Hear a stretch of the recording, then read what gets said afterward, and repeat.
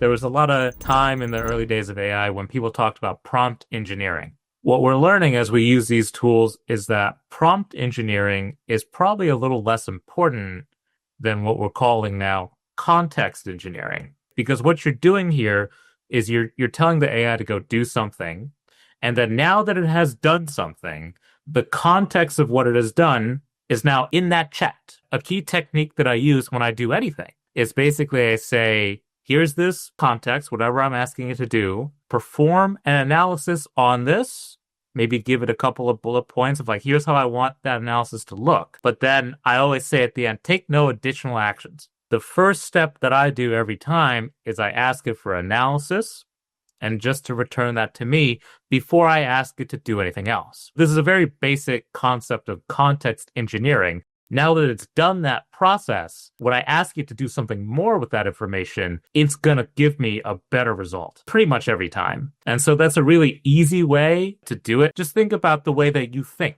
If you're trying to gain a holistic knowledge of something, you got to read the whole thing first. And now that I've read the whole thing, I want to think about some other things. Kind of works the same way. And then another really easy thing that I do here is usually I just tell it it's wrong the first time around. Basically say, no, that's no good.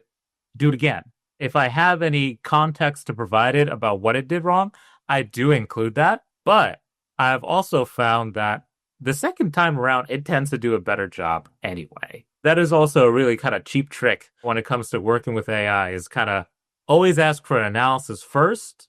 Don't combine an analysis and an output in the same prompt. If you do it in two steps, you're always going to get a better result.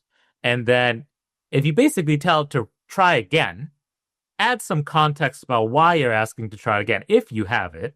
But even if you don't have it, I have found that just asking it to do it again always tends to produce an improved result. So just some kind of quick hacks. You don't have to know much about how this stuff works, but if you follow that general kind of workflow, your results will improve for sure.